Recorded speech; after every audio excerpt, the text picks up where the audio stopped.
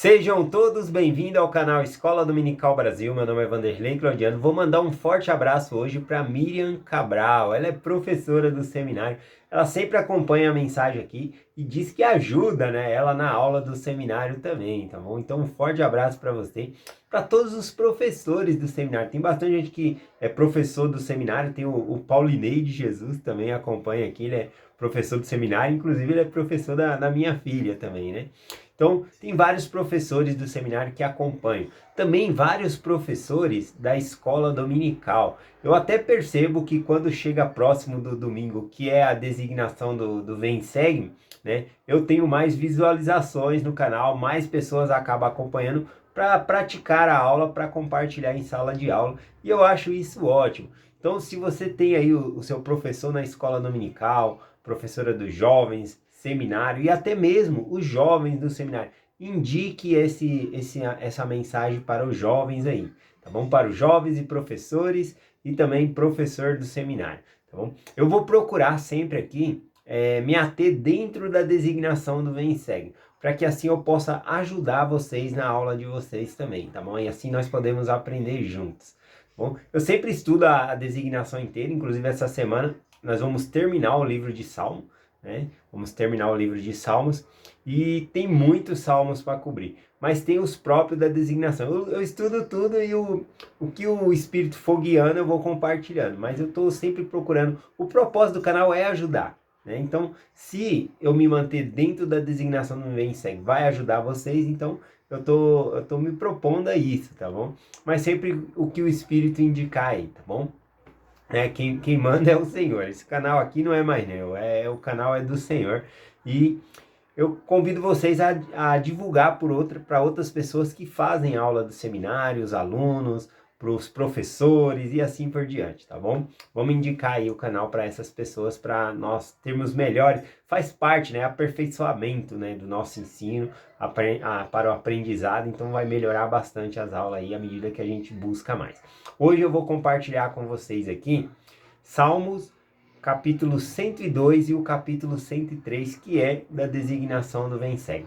Esses dois salmos aqui, não é dito quem é o autor, né? Que se foi Davi, se foi Salomão, se foi Moisés, não tem. Né? O que a gente consegue perceber aqui nesse salmo é que é um salmo anônimo, uma pessoa comum, né? Assim como nós, que está passando por muitos sofrimentos. Então esses dois salmos vai falar sobre esses sofrimentos e como se comportar diante desse sofrimento também, tá bom? Então vamos lá, eu vou começar aqui em Salmos, capítulo 102, eu vou começar aqui no versículo 3. Diz assim: Porque os meus dias consomem como a fumaça, e os meus ossos ardem como a lenha, né? Então aqui a gente vê a característica de uma pessoa sofredora. Ela tá falando que os dias dela é como fumaça, né? A fumaça você vê subindo assim concentrada, mas ela vai se dissipando. Ela tá falando, a minha vida tá acabando, né? Ou seja, ele falou como lenha que vai se acabando. Ou seja, o carvão aí que a gente faz a churrasco, ele é grandão, a gente põe lá, né? Mas ele vai se consumindo. A pessoa tá falando aqui, a minha vida tá se acabando. A gente vê um quadro aqui de uma pessoa triste, porque ele tá falando, a minha vida tá se acabando e eu não tô conseguindo conquistar nada, eu não tô conseguindo fazer as coisas.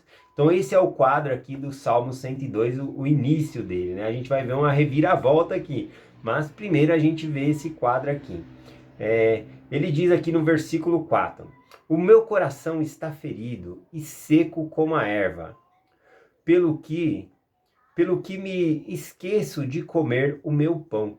Olha só, né? O coração dele seco como a erva, como um pasto aí do gado, né? Se o pasto tem que estar verdinho ali, né? Para o gado comer, né? Seco ali, esturricado, ele não come. Não vale de nada. Ele está falando, meu coração está ferido, eu não estou valendo nada, né? É isso que ele está dizendo aqui. Ele falou que até o meu pão eu não me alegro para comer. E olha que na cultura do Oriente Médio, comer é sempre sinal de alegria, né? Você pode observar que as festas que eles fazem sempre era sinal de alegria, convidando gente, e até mesmo convênio, né, que eles faziam, sei lá, esses convênios com comida. E aqui a gente vê o quadro dessa pessoa, que nem mesmo para comer ela tá tendo força, ela tá completamente desanimada, ela tá sentindo que a vida dela está se passando, está se acabando como uma fumaça ou como um carvão que vai se acabando aos poucos ali, e ela não está feliz. Esse é o quadro aqui do início, né, do Salmo 102. E ainda ele diz aqui, ó, no versículo 13, né, aqui ele começa a dar um ânimo, né, um renovo assim, né, no Salmo aqui. Diz assim, ó, tu te levantarás e terás piedades de Sião, pois o tempo de compadecer-te dela, o tempo determinado já chegou. Então aqui ele está falando de a época desse salmo aqui, com certeza eles estão sofrendo bastante, e ele é escrito nesse sentimento aqui. Mas ele fala de algo no futuro, ele começa não viver a presença que ele está tendo ali naquele momento, um momento de tristeza, mas essa pessoa começa a visualizar o futuro. Esse é um salmo messiânico, porque ele começa a falar de Sião, né? Que Sião vai, que o Senhor tem olhado para Sião, que Sião, ele está falando no sentido do futuro aqui, que o Senhor vai levantar Sião, né? Vai novamente florescer ali. Então ele está falando algo para o futuro. E a gente pode estar assim, né? Com esse quadro de tristeza, mas olhando, porque aqui ele está falando de um povo que Deus levantará, que Deus vai cuidar, que é Sião. Então ele está falando de um quadro para o futuro e ele começa a imaginar isso. Muitas pessoas, quando passam aí por uma decepção ou uma tristeza muito grande, o que ajuda elas a sair disso, né, a não entregar os pontos, vamos dizer assim, a se entregar de vez à ruína ali, é o futuro, as futuras gerações, né? Tem pessoas que passam pelo problema ali e suporta, por quê? Porque tem um filho para cuidar, tem a família para cuidar, você é o esteio da sua família. Você não pode jogar a toalha, entregar os pontos, né? Você tem que lutar, você tem que buscar força no Senhor. E aqui o salmista ele começa com isso, falando dessa nova geração, né, de Sião, que Deus vai levantar uma nação, que ele vai se compadecer, que ele vai olhar, porque naquele momento ali o povo estava muito em pecado e é óbvio que a pessoa que escreveu aqui está descrevendo, né, que os dias dela está passando e ela não está vendo nada acontecer na vida dela, mas agora ela está visualizando o futuro, tá bom? Vamos continuar aqui. Eu li o versículo 13, né? Vou ler o versículo 15 aqui. O versículo 15 diz assim: então as nações temerão o nome do Senhor, e todos os reis da terra a tua glória. Quando o Senhor edificar Sião, aparecerá na sua glória, e atentará à oração do desamparado, e não desprezará a sua oração. Então aqui também ele está falando não somente que Deus ele vai tirar esse povo do cativeiro, que ele vai levantar um novo povo, uma nova geração, Sião, mas isso serve para aquele tempo, mas aqui também, conforme eu falei, esse é um salmo messiânico. Então aqui está falando de um tempo onde a pessoa não vai ser oprimida. Aqui ele está falando no sentido como se ele estivesse sendo oprimido por outras nações, no cativeiro ou coisa assim. Porém, às vezes a gente é uma nação livre, ou seja, é oprimida pela própria nação, pelo próprio governo, como já aconteceu no reino de Israel, que o próprio Salomão colocou tantos impostos que o povo achou pesado demais, né? Então, às vezes pode acontecer que é uma opressão nem de fora, mas a opressão de dentro, né, dos governantes aí, tanto imposto ou coisa assim, tá bom? Mas aqui ele está falando, conforme eu falei, um salmo messiânico, ele está falando do futuro, ele está falando numa época em que não vai haver mais isso. Ele está citando o milênio, tá bom? Essa Sião que ele está citando aqui. Já aqui no capítulo 103 de Salmo, a gente começa com essa mesma ideologia, né? O sofrimento, e depois a gente vai ver essa redenção. Porque é muito importante a gente saber como nós devemos nos comportar também no momento da angústia, né? No momento da tristeza, no momento da tribulação. Então aqui no Salmo 103 fala sobre isso, né? Como que nós devemos nos comportar ainda que estejamos tristes? O versículo 1 e 2 diz assim: bendize a minha alma ao Senhor, e tudo o que há em mim, bendiga o nome santo do Senhor. Bendize a minha alma ao Senhor, e não te esqueça de nenhuma de seus benefícios. Então ele tá ruim agora, tá difícil, tá triste a situação, mas ele tá falando o que aqui? a gente tem que lembrar do que Deus já fez por nós. A gente tem que lembrar das bênçãos, né? Que não se afaste as bênçãos do Senhor. Outra coisa que ele falou aqui é de lembrar, santificar o nome do Senhor, glorificar o nome do Senhor. Tá passando por um momento difícil? Tá. A gente tem que lembrar das bênçãos que Deus ele já nos deu. Se Deus ele te abençoou no passado, você acha que agora ele te esqueceu? Não, você está passando por uma prova, mas ele vai te abençoar novamente. Então é esse sentido aqui da Escritura, né?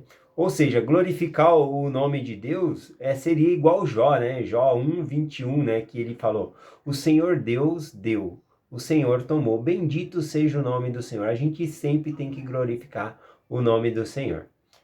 E nunca se esquecer, né, dos benefícios e as bênçãos que ele já nos deu. Vamos aqui no Salmo 103 ainda, o versículo 5. Eu gostei demais do versículo 5. Eu quero compartilhar com vocês. É um dos preferidos aqui que eu gostei. Tem dois aqui no Salmo 103 que eu gostei demais. E um deles é esse Salmo 103, versículo 5, que diz assim: que farta a tua boca de bens, né? Que sempre está falando bem. E ele diz, de sorte que a tua mocidade se renove como a da águia. Mocidade, né? Já pensou uma pessoa velha, né? Já tá com idade ali, né? O cansaço da idade. E você receber uma força nova, como da mocidade. Mocidade aqui é um jovem, né? Você se tornar um adolescente de novo. Claro que aqui não é um sentido literal. Ele está falando do ânimo. A gente está vendo desde o começo aqui que ele está falando sobre o ânimo da pessoa. Aquela pessoa que entrega o ponto, que está desanimado porque está na hora da prova. Aqui ele está falando que a força da pessoa tem que se renovar como na mocidade, ou seja, como da águia, né? E aí eu quero compartilhar com vocês aqui por que ele falou como a da águia.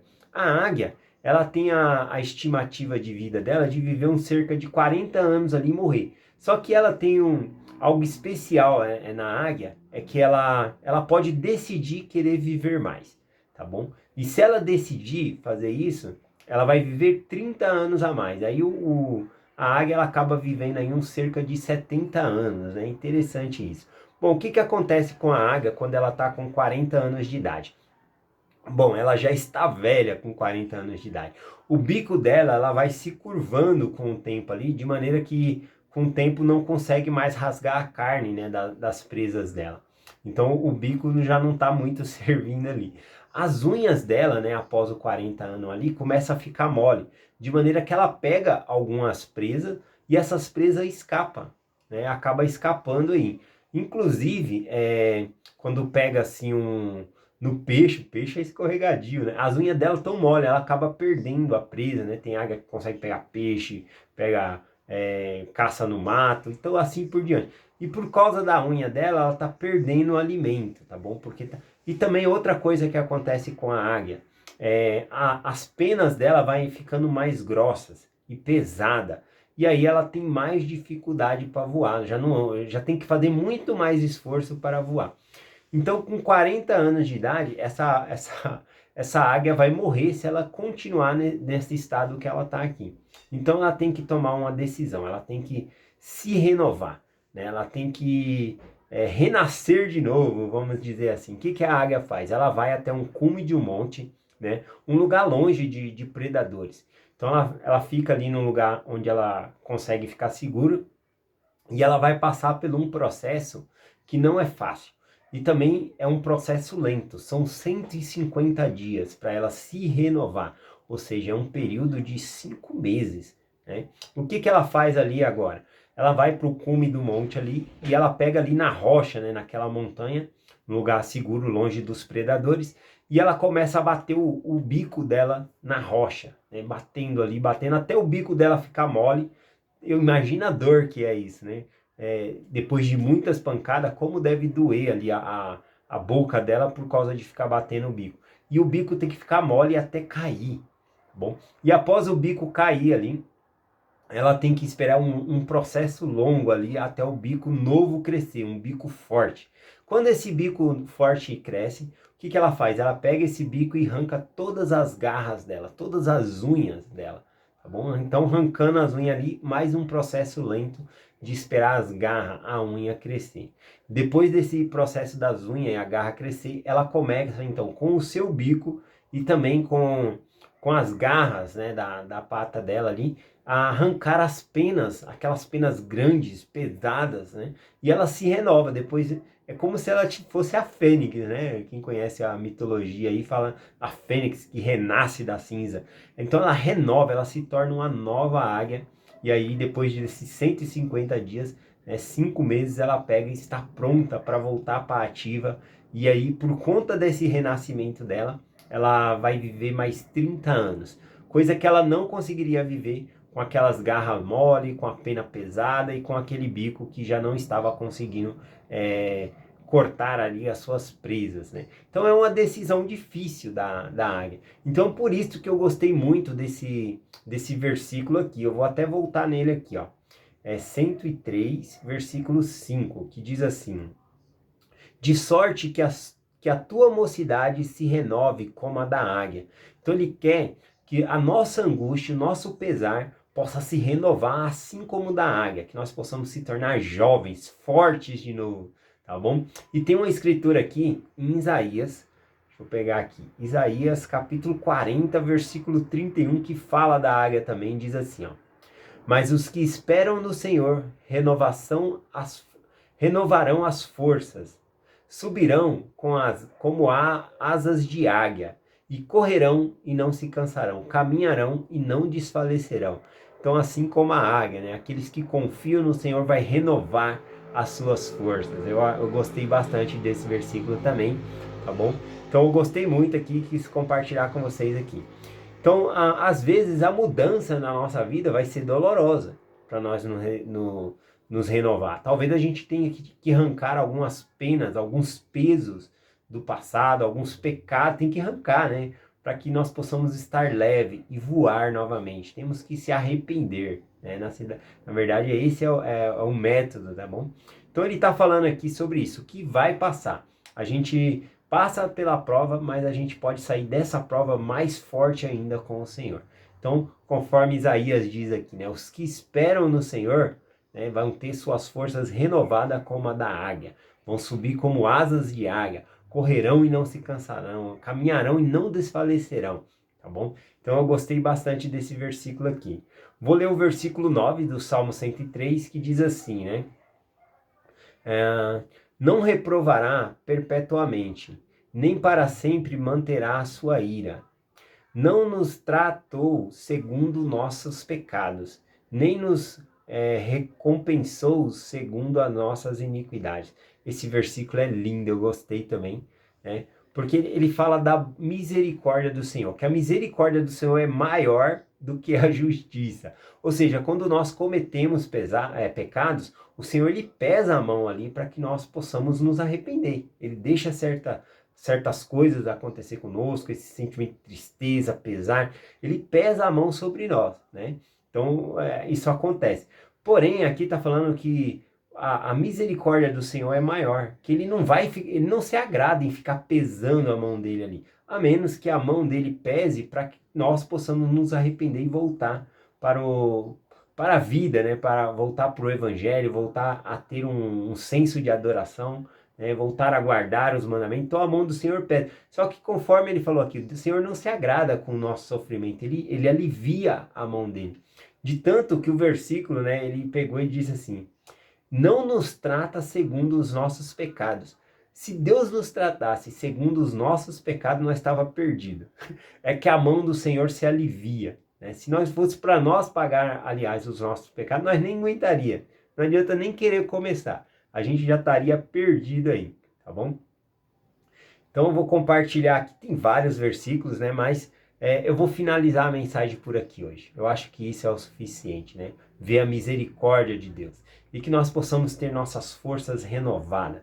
Que tristezas vão vir, vão ter decepções, tristeza, porém a gente tem que se renovar como a águia, né? O Senhor, a gente vê, eu acho lindo esse salmo, ele não tem um autor assim definido quem foi, e é isso, eu acho até bom esse salmo estar desse jeito, porque muita gente pode pensar assim: ah, mas Davi ele foi muito fiel, por isso que o Senhor tirou ele dessa situação, né? Mas Não, nós somos pessoas como Davi e como a pessoa desse salmo aqui, né? Não tem algo grandioso que ele fez, apenas ele clamou ao Senhor, se voltou ao Senhor e também ele se renovou. É um processo lento às vezes e demorado e dolorido, como ele próprio compartilhou aqui, como da águia. Bom que nós possamos renovar as nossas forças com o Senhor, conforme Isaías falou, né? Correr e não se cansar, né? Ficar como a águia realmente. Eu deixo essa mensagem com vocês hoje, em nome de Jesus Cristo. Amém. Até amanhã.